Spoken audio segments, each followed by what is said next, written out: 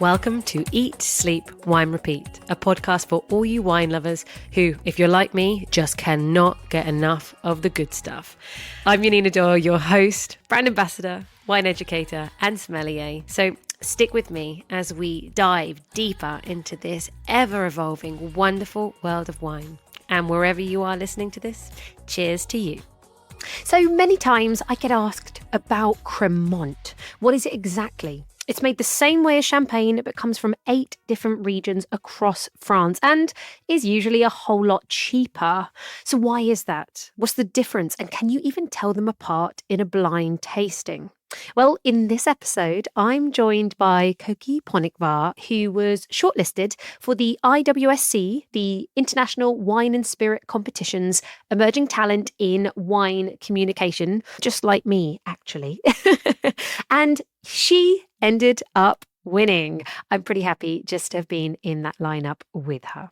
You might know her from Instagram as Cokie's World of Wine. She recently passed her Stage 1 Master of Wine exam, which, for context, is one of the toughest wine exams out there with less than 20% passing rate. As if that wasn't enough, after passing her Advanced Sommelier exams, she's now seriously considering doing both her Master Sommelier and Master of Wine at the same time.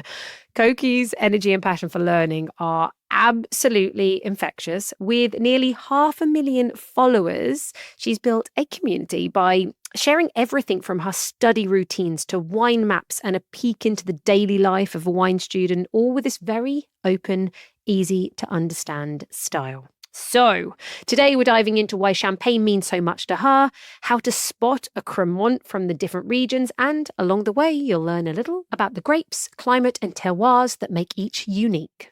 But one fact of the episode, not many people know this, but Luxembourg is actually the only place outside of France that's officially allowed to make Crémant, and they've been doing it since 1991. So just like in France, it has to be made using the traditional method, and they are aging the wine on the lees for at least 9 months.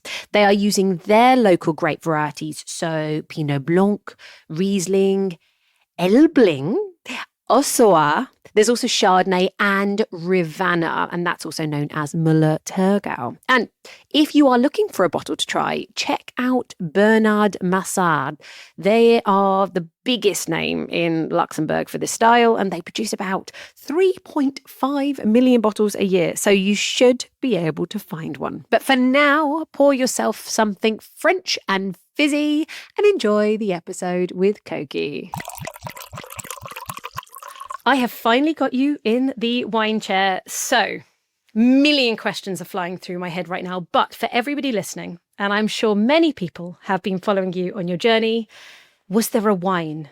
Was there a moment that, I don't know, lit the fire for you in wine? So there was not a wine specifically, I would say. For me, I was excited by wine the first time when I was 17.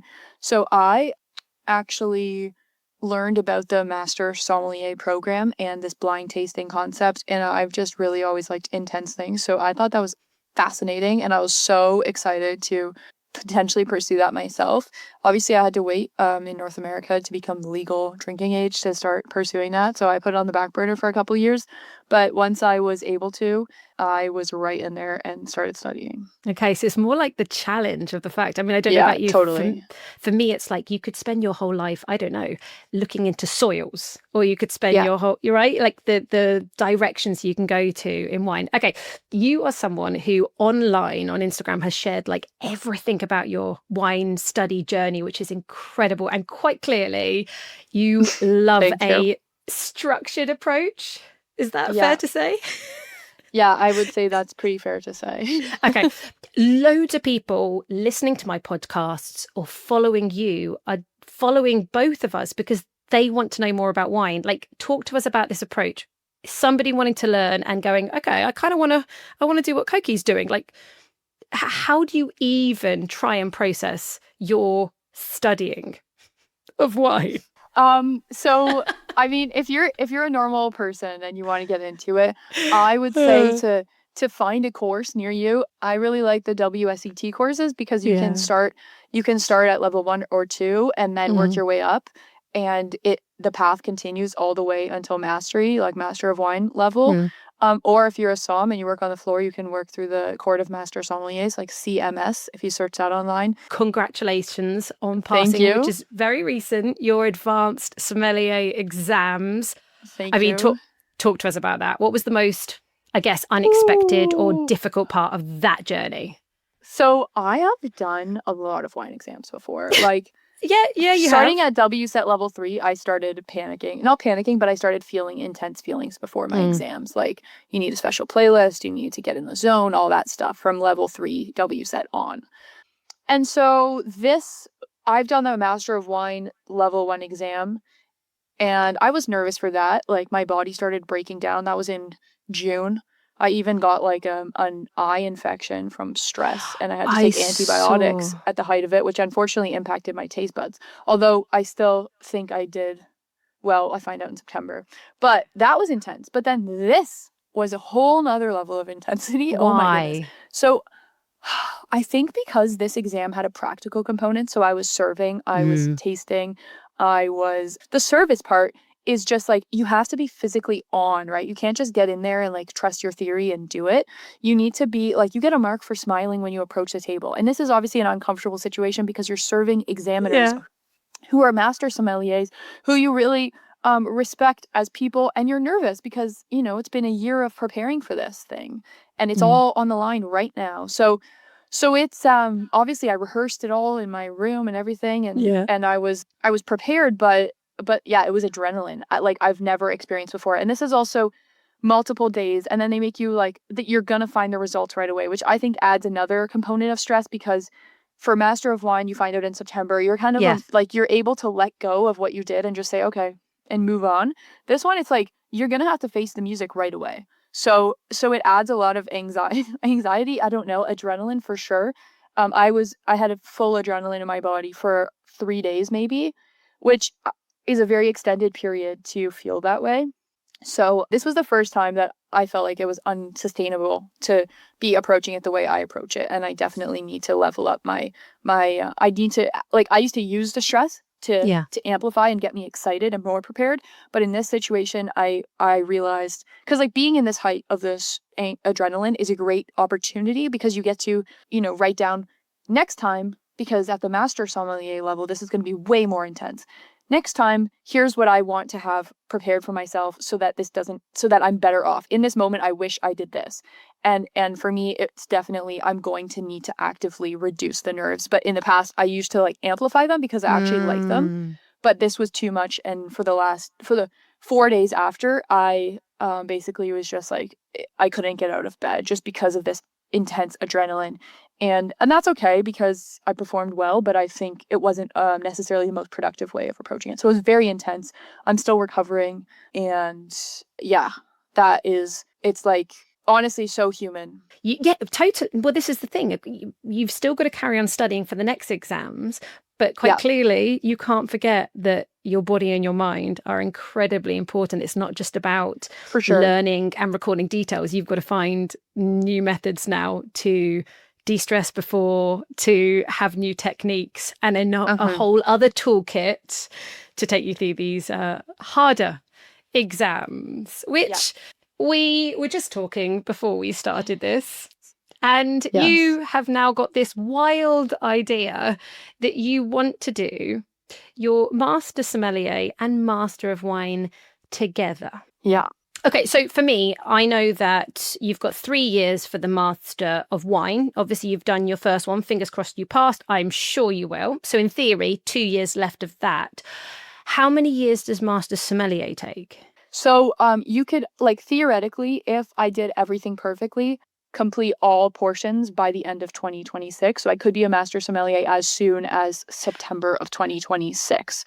Oh, so actually for Master Sommelier, with all of the components and exams, actually you can do everything in a year if you were to pass everything.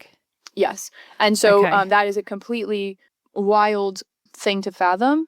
And it's very uncommon to do that. Most people are attempting this for 5 or 10 years in a row. Totally. So whatever. With that being said, it is like on paper possible to complete it between April and September, because April would be theory and then September would be tasting and service. For me, this is a big thing to comprehend. Nobody has obviously if done it before. Passed them both at the same time, exact same time. I don't know. This is I'm not sure if this is something I'm gonna do, but this was a shower thought, let's call it. Okay.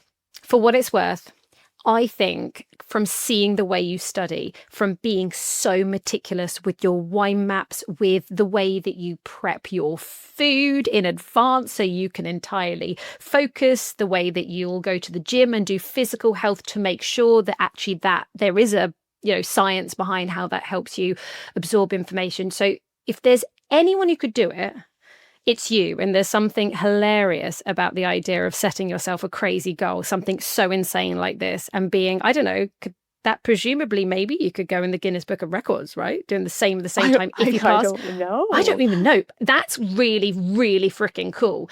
However, I don't know, sometimes taking things a little slower to be in the moment and enjoy the studies as they go and the taking everything in can actually also be enjoyable. Plus, you need to manage your stress. If you're absolutely, yeah, that's it. Your mental health and your physical health should never ever be compromised by what could be the most crazy decision you make. Yeah, absolutely. Yeah, no, I think there's so many things in the air, and when I woke up this morning, this was not even, before I passed the advanced exam, this was something I was really sure I was going to do. But then as soon as I passed, I started thinking, oh my God, like that's right now, like this is when we do it. And so that was a scary thought. And realistically, trying to pass both is crazy. That being said, generally it's been done by people who are working a full-time unrelated job, or they work in wine, but they don't get to study for their work, where I'm really lucky and I do have that ability where I can study and post about it. And that is kind of like, that's what I do. Yeah. So I have that. I don't have children. A lot of people have children. A lot of people, have a lot of things that take up a lot of their time. And so I don't know I don't know. There are so many arguments either way. Definitely have to focus on mental health and physical health. But I think if someone approached this like they do a sport and completely, which is how you do it, completely supercharging their life to get there, I do think, the more I think about it, the more I think that I should do it, because the only reason that I would be not doing it, and I was saying this on my story earlier, is because A, I want it to be easier for myself, and B, I'm too scared of failing both. That would be the only reason that I would not do it. And to me, those are not very good reasons. And so we are also forgetting one important thing. Yes, they are different exams. Yes, they do have different criteria, but they are still also all about, a lot of it, the theory of wine. So as you're absorbing more information about wine, it is there to give back. Okay. They complement each other. Absolutely. Everybody listening, follow Cokie to find out, does she? This has been recorded. By the time you guys listen to this, a decision will have already been made. This is being recorded in July, but let us see. Okay, I'm going to now see if we can take and absorb some of this Cokie energy. I asked you back when we started organising this podcast, what theme, what subject do we want to talk about? And you threw out champagne and Crémant. So here we go. Here we go. No, I don't think I need to ask you why champagne. Let's just talk about, to you, what is champagne? What is its core identity if you were describing to somebody at least the three main tasting markers? What's champagne? Yeah, so I think it would be a good idea to back up a little bit and start on, what is it about champagne that is so exciting? Okay. And so I used to think champagne was overrated, overpriced, just kind of the silly thing that like people want. They say, oh, I need a glass of champagne, and they're willing to pay 3 or 4 times the price for a product that they could probably not blind taste apart from its less expensive alternative. And so that is a really big argument. There are wines, like we were saying, Crémant, which are from other parts of France, which have virtually the exact same taste profile. Very trained professionals can usually tell them apart from actual champagne, but champagne is just an area. So if it comes from that area, then it's called champagne. And if it's made just outside of that area, even by, I don't know, a few hundred kilometers, it is a completely different product and it will cost you a quarter of the price generally. So that is a huge argument. For me, it took a trip to Champagne and learning about the history to get to understand it. And now I believe it's a super undervalued, underpriced product for what it is. Okay. And for me, I visited Champagne. I went underground. They have these caves and I'm an ancient history major in university. The Romans dug these caves as quarries for limestone. And so they actually dug into the ground. You can see the pick marks from the Romans digging in Champagne, in Reims, the main city. Reims, as they say. I can't say it properly. Reims. And they're like, what are you saying? And then they're like, I'm like, yeah. So that place in France, there's about 600 kilometers of underground cellars and originally dug by the Romans. So then you go down into these cellars. It's surreal. It's, I believe it's like 30 meters sometimes underground. And it's all chalk on the side. It's this moist, dark place. And you can walk through and see doors that are wooden that the monks had 500 years ago. And so you look up, you see the pickaxe marks from the Romans, you see the monks' doors that led to their abbeys from the place where they would make their wine. And then you look to your left and you see a carving from World War I. And on your right, there's a carving from World War II because people lived underground all through these eras. And so, I mean, people don't live underground now, but it was a shelter at the time. And so you see people who are hopeful about the war because of this glamorization in early World War I. And then you see people who have been completely distraught and lost people from the war who are really sad making other carvings. And so it's just this beautiful confluence of history. And for me, being in that cave in that moment, and then you see champagne that's being aged right now in there, it's the most surreal feeling. And it just gives you goosebumps. So for me, that moment of seeing all of this, like people were harvesting grapes as bombs were falling on them. People died harvesting grapes in Champagne to make champagne during the world wars. So this is a product that basically every war has affected in Europe. It is just completely war-torn, completely full of history, and just such a unique product in the world of wine that nothing compares to, in my opinion. So let's start with that. This is a really special historical product. And Crémant is cool too, but this is the real deal. It's a real So what marker. are some tasting notes? Yeah, some tasting notes. Most of the tasting notes in champagne and other sparkling wines, which are made in the same method called the traditional method, because it initially was done and identified and purposely carried out in Champagne. So it's called the traditional method. It used to be called the Champagne method and sometimes still is, but due to some copyright or naming issues, like the region has claimed that word. So you can't use that outside of Champagne with a few exceptions. So traditional method sparkling wines share most of the same tasting notes. Now, it depends what grapes you use in them to create different tasting notes, but they have sort of like methodical tasting notes.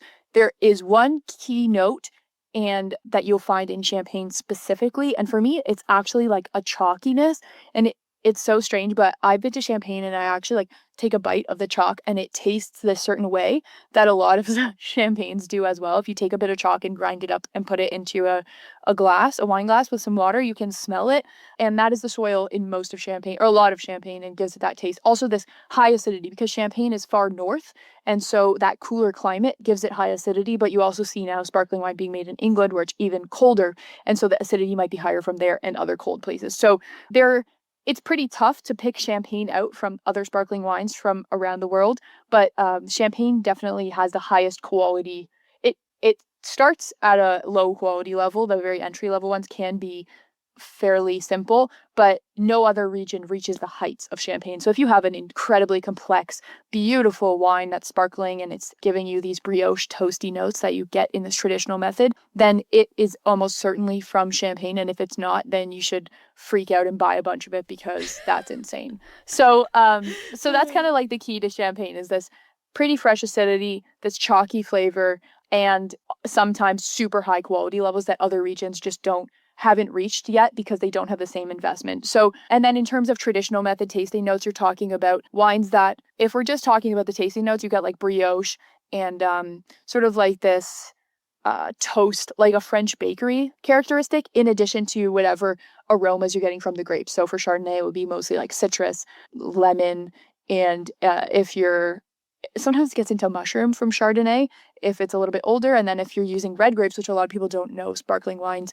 often use red grapes. And most champagnes have Pinot Noir and another grape called Meunier in addition to Chardonnay in the wine. So actually, when you're drinking white champagne, generally there's going to be some red grapes in there. So you might get strawberry, raspberry, red cherry aromas in champagne as well.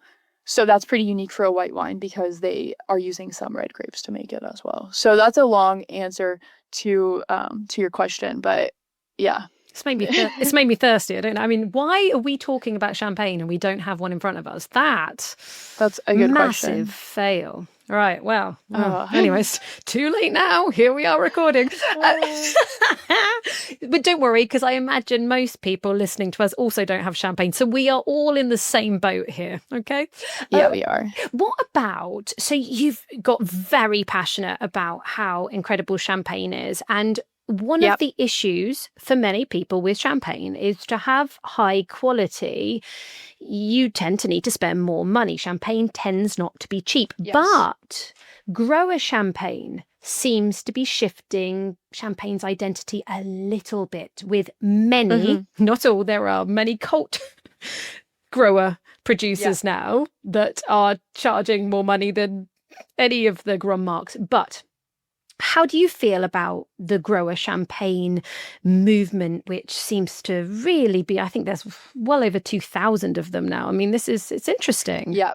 You can talk to a really knowledgeable person who lives in Champagne and say, do you know this grower? And most likely they don't, because there are so many and there's more every day, I'm sure. So the grower champagne movement is something that started, I mean, from my understanding, it's definitely sort of popped off in the last 20 years, let's say. It's becoming really trendy and cool. And honestly, a lot of the growers are starting to make incredible wine. So growers, for people who don't know, are people who own land and they harvest their grapes. And previously, they likely would have sold those to the big brands that you know, like Veuve Clicquot, Moet, whatever, Louis Roederer, Bollinger, all of those. Yep. And they would have sold them to them, and that would be their job. They're farmers. They farm their grapes and then they sell them. But recently, some growers, now what we call growers, are people who actually take their grapes and they make wine out of them, and they make champagne and they sell it under their own label. So it's a whole new thing where you have people who have different styles and you have different price points, different, more sort of unique stories. And so they sometimes do provide more value. But I think it's a big it's challenging because you need to know what you're buying and you don't really need to, but if you really want to get the best value, it's best to know. So like to ask somebody or to try a bunch of different ones before you make a big investment. And it depends on your market. So here in Ontario, Canada, where I am right now, for example, they have a monopoly, and so there is not a lot of selection of smaller producers. Whereas if you're in France, you have so much more opportunity to find cool small growers. So it really depends on what market you live in and where you're buying from.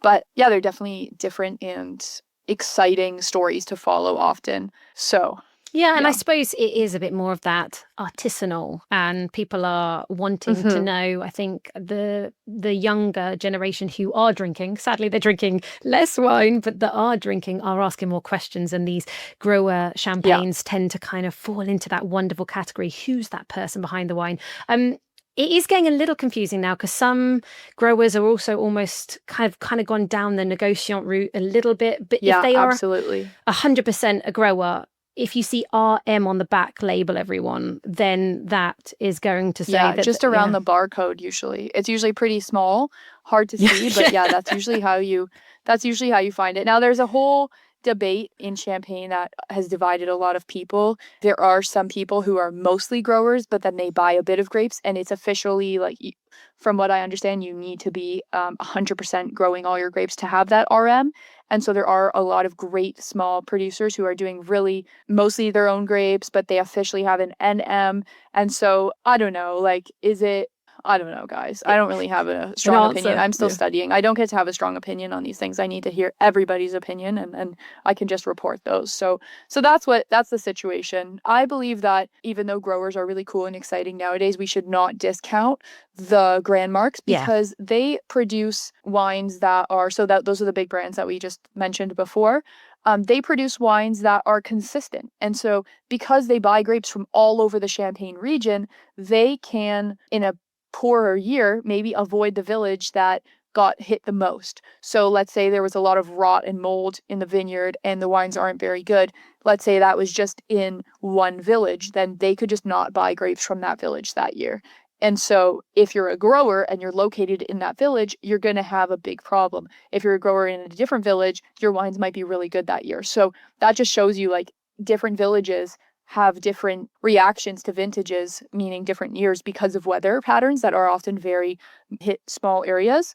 And so the growers are very susceptible to vintage variation, we call it. So depending on what year it is, they might have got hit, they might have not, they might have had a great year. Well, this other producer didn't have a great year. And so it takes a lot more knowledge to be an educated buyer, whereas the bigger producers have access to grapes from all over the region. And so in good years, they are able to buy great grapes. And in poor years, they're able to pick and maybe make smaller quantities, but pick the best grapes. And so they have less what we call vintage variation. So you can expect a consistent product over many years, which growers don't have. So it's just like another intricacy, but I don't know. It kind of is what makes champagne so exciting, is all of these different elements. No, you literally, it's so interesting. I guess if somebody wants to get so super geeky, grow a champagne is for you. Dig deep, ask questions, keep going. Yeah. But actually, if you really want some nice quality, beautiful traditional method sparkling wine from Champagne, then Grand Marque, actually, it's a lot easier to track, to see easily on the internet as well. And like you said, perhaps less vintage variation. So, okay, what about Crémant? Now, you've been very passionate. Okay, wait, I have one more thing to add before we move on. Not ready yet.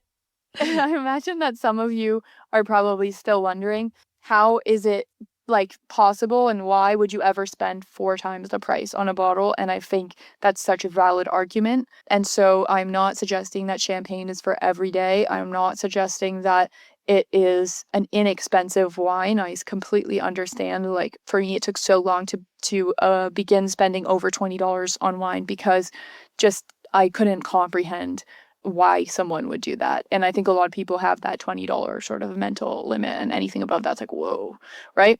So if you want to understand it more and you don't right now, if you don't, then the next conversation is going to be great for you. But if you do want to understand it, I really urge you, if you ever get to go to Paris, you can take the train and it's like 35 or 40 minutes to get to Reims, the city that I was talking about, where they have these underground caves, and you can take the train from the CDG airport. It's so convenient.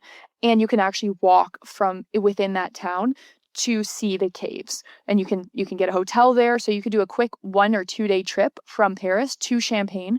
It sounds amazing. It sounds so luxurious, but Champagne's actually like really like people have like dirt kind under of their country fingernails a lot of the time. Yeah. It's not as like prestigious or as sort of intimidating as you might imagine. You take the train there, and then you can get a hotel, and you can walk to a place to see the cave. So there are a lot of, just make sure that it's a place that has crayers. So I know Ruinart has them, Taittinger, Veuve Clicquot, I believe, has some, Charles Heidsick. All of those producers are ones that you might want to try to visit. For me, it was Taittinger that I visited, and they were so kind and gave me this beautiful private tour. And I was, I don't know, maybe 20 years old at the time.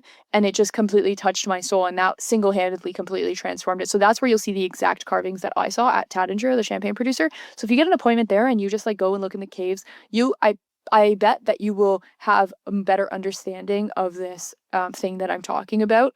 But if you don't understand it, like, no stress. I totally get you. It's really stupid to spend so much money on something that doesn't seem to be worth it. So if you want to get to the point where you can understand why, then that might be a cool thing to do. But otherwise, this next conversation that we're going to have is how you can enjoy a wine that some people might not be able to tell apart from champagne blind for the price that you actually want, which is around $20. Okay, well, I mean, where do we start? So for anybody who doesn't know, there are 8 Crémant regions in France. There's a ninth that's in Luxembourg, everyone, but very small. We won't touch on that today. So each one of these Crémant regions has their own mix of grapes. They've got their own terroir. It depends on where they are in France. That's going to affect the flavors, but they are still made the same way as champagne. So for you, in your studies, memorizing, how do you go about learning and breaking down in your mind the different grapes, how they could possibly be different?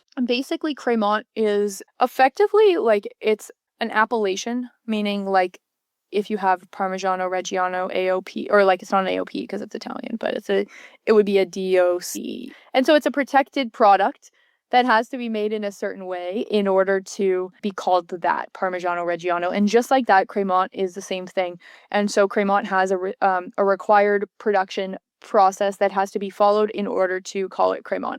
And so depending on your region, you have certain approved grapes. And those grapes are generally grapes that are traditional in the area for historical reasons. And it honors the tradition of the area, but also the style of champagne. And so it's called Crémant. So you have Crémant de and then a bunch of regions. So how do I go about remembering them? Well, definitely like through flashcards and rewriting a bunch of times. Also understanding those regions individually. And then there are certain characteristics that when it's in the glass will pop out. Specifically, Crémant de Bordeaux is one because they often use certain grapes that have this like sort of like leafy greenness aroma, like Cabernet Franc, Cabernet Sauvignon, stuff like that. But the closest one to me to Champagne would be Crémant de Bourgogne, and that is just south of Champagne. They're making Crémant with the exact same grapes generally as you'll find in Champagne. And so that really is a very similar product. One of my other favorite ones is Crémant de Jura, which is just from really close to Burgundy. And that one is going to give you like a little bit more of what we call leesy style. So it's going to be more like kind of like that bread doughy character. And it's almost like more intense. They have a big thing with winemaking characteristics in Jura. The wines just show their winemaking really strongly, and sometimes this like green apple skin almondy floor characteristic is the word flor if you want to look into that makes its way into those wines, and I really like that. I think it adds a complex element, and some people in Champagne are actually experimenting with the same sort of product. Well, it's not like a product, but it's a winemaking situation. In a winemaking situation. So anyways, Crémant de Jura is a really exciting one, and Crémant de Bourgogne, but they're all awesome. No, and I think actually it's interesting you picked those two first, because both of them obviously grow Chardonnay and Pinot Noir, but also they both have limestone soils, and it is almost like actually the slightly more mineral potential chalkiness that you can get of those two, I've always thought are the most similar, which is interesting. But you see, what I'm really enjoying, and I don't know how much of it comes to Canada or America, is Crémant de Savoie, which seems to have Crémant de Savoie. Cool. I've heard that very little of it gets kind of exported out. This is almost I think this is the youngest of all of the Crémant regions, but really has that for me. If I could actually blind taste it, thankfully I've never been tested, but I would expect this more like salinity, minerality, because the grape varieties that they're using in Savoie are known to have this very alpine mineral edge. And I think that's quite an exciting region for drinking sparkling. Yeah, they're definitely using, like, I think it's Jacquer and Altesse grapes that are local there. And I mean, cool. They are, and Altesse is like this really, really cool grape that like has great acidity, so all this vibrancy, but still has like texture and roundness and weight. It's with this really kind of mineral edge as well. It's it's a fantastic, great variety. Everyone just investigate Savoie. It's not even a region that I hardly ever taste, but I'm always so impressed by it. Mountainous, alpine, less known. refreshing, acidic,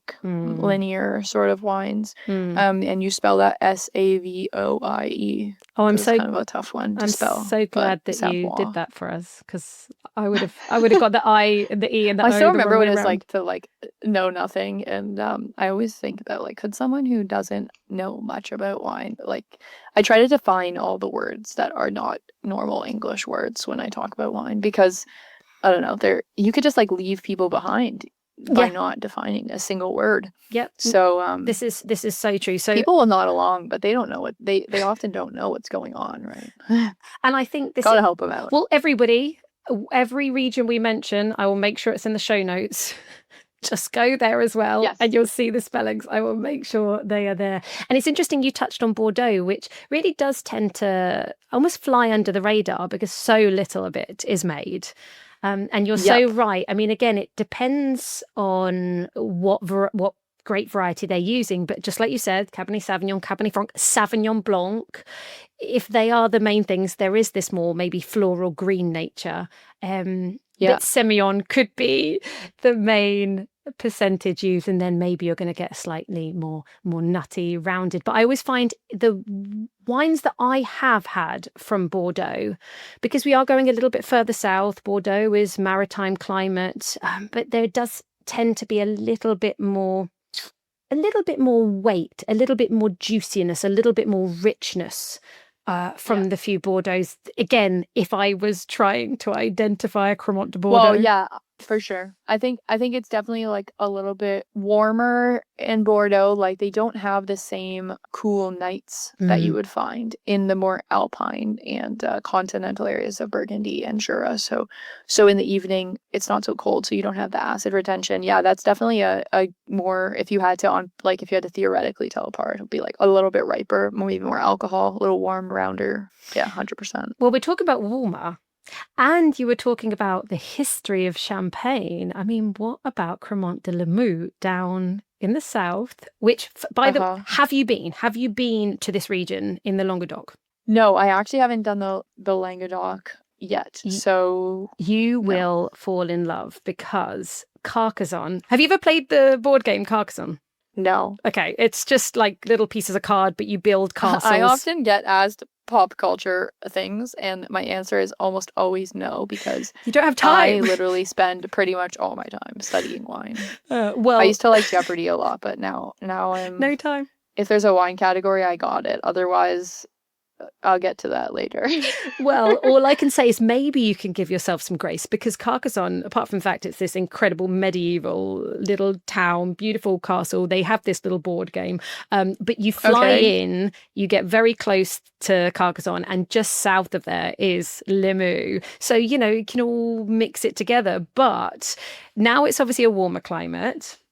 But I wonder, you were so passionate about the history of Champagne, but Blanquette de Limoux, which is slightly different, sparkling. Right. Now this is where we get into confusing territory, is officially the oldest original traditional method sparkling wine of the world. So this is, you have to come to Saint-Hilaire. You need to go to the monastery. You need to breathe in the caves of where the original sparkling wine traditional method was made.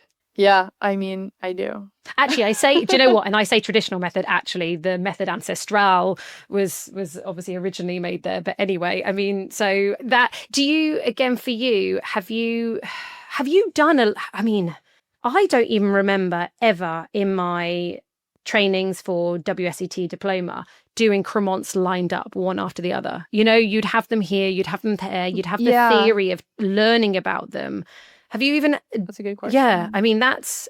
I mean, it's a good question. I have done. I don't think I've done them all at once beside each other, but we need to make that happen. Yeah, I mean, there's no academic situation generally where you would have to identify, maybe in the Master of Wine exam, but it would probably be maximum 2 or 3.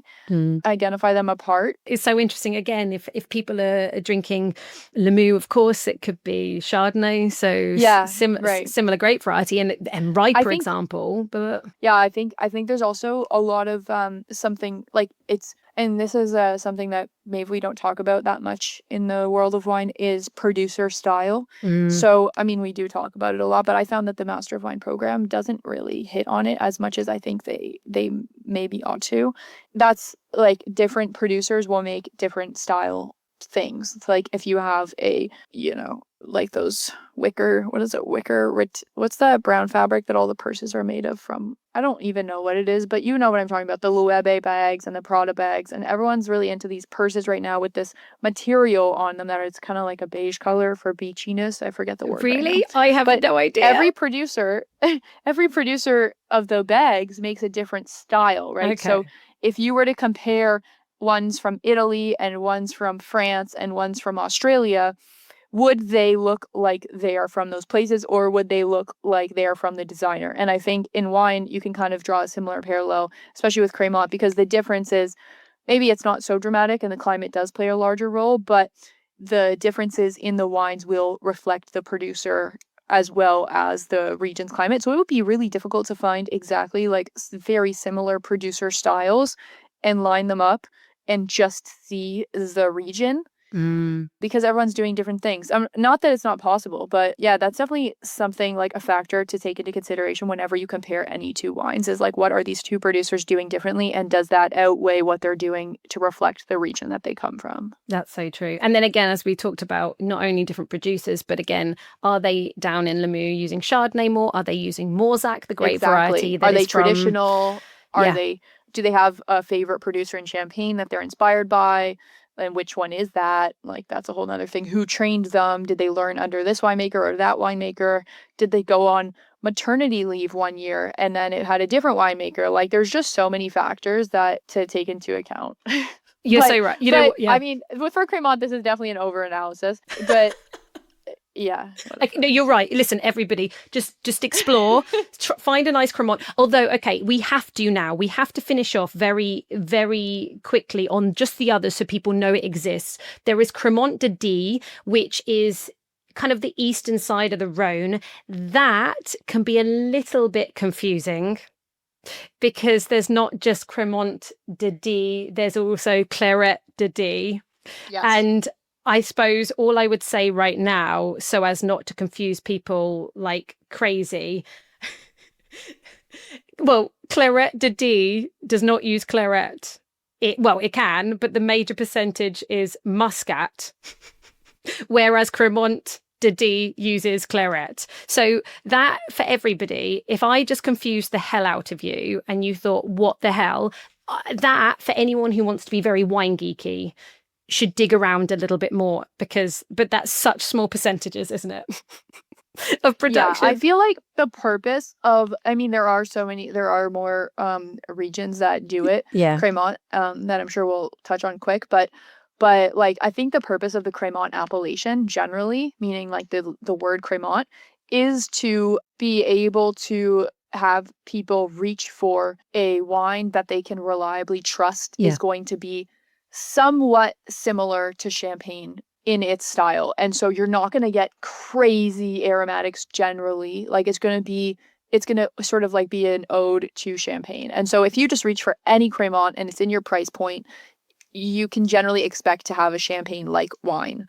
That's just not from Champagne, and it's from France, only France. Absolutely. And Luxembourg, apparently. Well, for anyone else, we haven't really touched on Crémant d'Alsace. That's actually the biggest. That is, I think they produce about 50% of all Crémant. So that's actually a really easy one to go and have a try. And that's Pinot Blanc, a little bit of Riesling, maybe some Pinot Gris, Pinot Noir. So there's that. And Crémant de Loire. And Loire Valley, for me, I find the most exciting because they have their own... Yeah, those are really elegant wines. Right. Well, I think they also have their tuffeau limestone soil. They've got caves, especially in Saumur. So you can, if you see Saumur on the bottle, that's another sparkling wine made in the same way. There's Vouvray. So Loire Valley is, I think I've talked about this in other episodes actually, because Loire Valley is just brilliant for making sparkling wines. But yes, let's sum up the Crémant conversation, because I realise we're going to need another hour.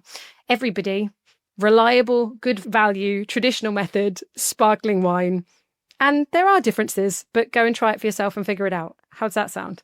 Yeah, that sounds pretty good. Okay. Absolutely. Do you have, as we sum up this episode, any good study tips for somebody wanting just to identify sparkling wine, whether it be traditional method or it could be tank methods? There is even carbonated sparklings. Any tips to try and pick out flavors for anybody? Blind tasting? I mean, like, I think that some people, I think trust yourself. Like, it goes for any wine style. Like, if you smell or taste something, it means something. And so, just because someone is a wine professional, it doesn't mean that they have a better nose or palate than you at all. Like, I mean, if you can't smell, you can't smell. I'm sorry about that. But if you can smell and taste, then you can trust your palate. And so it's not a surprise when you are able to identify really like prominent tasting notes. I think a key would be to effective tasting notes, and maybe what we train to be able to do better is to identify the most basic form aroma that you're getting. So if you smell your childhood, okay, do you smell the apple tree that you used to go to when you were a child? And was that late in the season, so they're like rotten apples? Or was it too early in the season, so they're just ripe apples? Like, try to nail down the most basic sense. Like, does it smell like flowers? Okay, what flowers? And it's a bit of a mental challenge. And it's definitely uses a lot of brain power. It's a cool skill. I bet you it's really good for your brain as well. So I think if you want to learn, like, try to smell as many organic smells as you can. Like, if you go to the flower shop, try to smell the different flowers. Try to smell things that, like, I don't know, burnt toast versus yeast that's raw. And those are all aromas that you can use, and in my case, like, get marks for in your exams. Yeah, I would say just like try to train your nose and palate, and then practice using those. And there's no right or wrong. And it sounds so lame. Sorry. I hate when people say that. But it's true. It's true. It's so true. Oh, so cliche.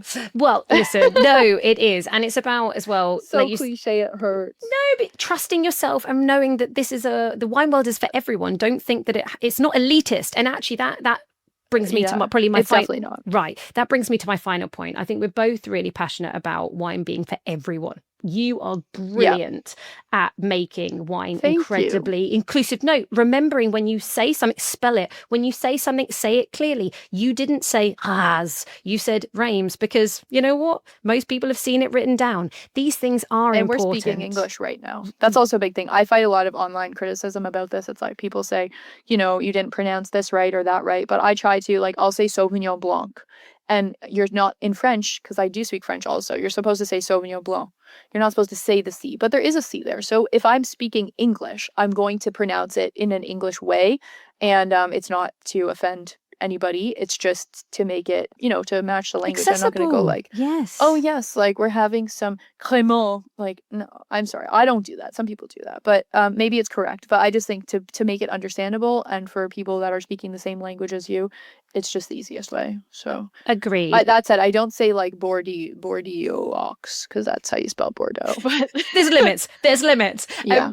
So to give people a thought as we leave them in a moment, because I said, wine is for everybody. Is there one winery or a winemaker, an educator, somebody that you want to highlight that you think is doing a really good job making wine more accessible and less elitist? Yeah, there are a few people I would want to highlight. The first one is Jamie Good. He's not a winemaker, but he has an online wine blog that I think really breaks down. It's called Wine Anorak, ANORAK. And that is a wine blog that just breaks down a lot of things into understandable bites. And other winemaker, I'm really fascinated by what Jason Haas, Haas, is doing at Tablas Creek. He's been on the podcast. Oh, he has. He's so solid. He has so many, I love when people have resources and they share them, because a lot of people have resources, and do you share them to make people better outside of yourself, even if it doesn't help you specifically. And then the third one is a winemaker who I really appreciated for his sharing of information beyond, above anything else. And that was Frédéric Panayotis, who we actually really recently just lost. So he was the chef de cave at Ruinart.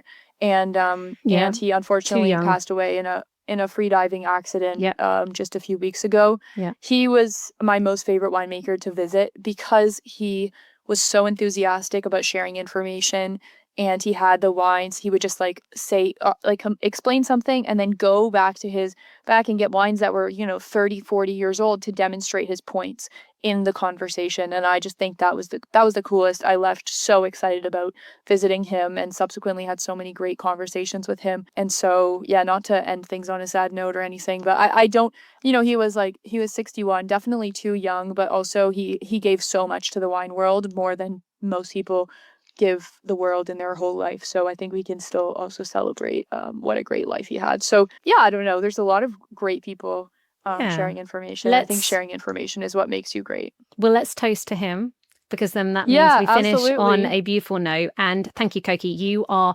inspiring, genuinely. Thank you. Your journey is radical, crazy, ridiculous, amazing. But you know what? It is sharing with the world and saying, look, you want to do this? You can. So I really appreciate you. So thank you. Yes. Thank you so much. Thanks for having me. And yeah. Absolute pleasure. I hope that everybody listening enjoyed our silly little nerdy ad libs. Let's drink fizz.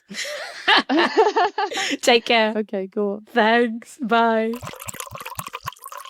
Hopefully, more and more of you are getting curious and exploring the world of Crémant. There's still so much to dive into.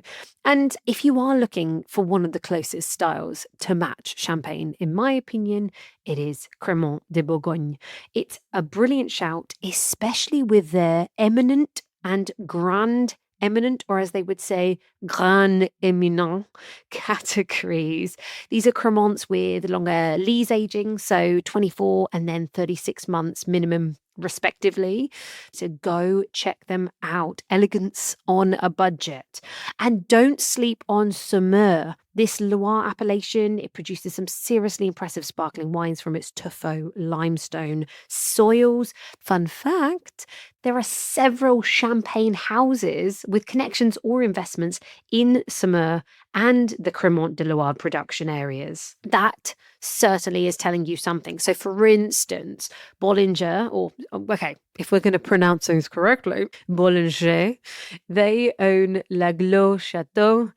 There is Bouvet-la-Daubé. They are one of the oldest sparkling wine producers in the Loire Valley, and it's now owned by champagne house Taittinger. And then you have Gratien et Meillard. They are owned by the champagne house Alfred Gratien. And moving away from French pronunciation, on the subject of soils, I think it's time we start understanding what's under our feet a little better. And so who better to help us with that than the Indiana Jones of Pitts himself, Dr. Pitts, or Dr. Terroir as he's known, the legendary Pedro Parra. Yes, I am definitely having a total fangirl moment. I had the absolute pleasure of chatting with him, and I cannot wait to share this episode with you. But for now, I leave you with a quote and a total classic from Coco Chanel, and she very famously said, "I only drink champagne on 2 occasions, when I am in love and when I am not." Quite sound advice if you ask me. But for the wallet conscious among us, I say it's perfectly acceptable to swap out the word champagne for Crémant. The sentiment still holds, and so does the sparkle. So whatever you're sipping this week, keep exploring, stay curious, and don't forget, champagne may not bring you happiness, but I'm sure I've never been sad when sipping it. Until next week, wine friends, cheers to you.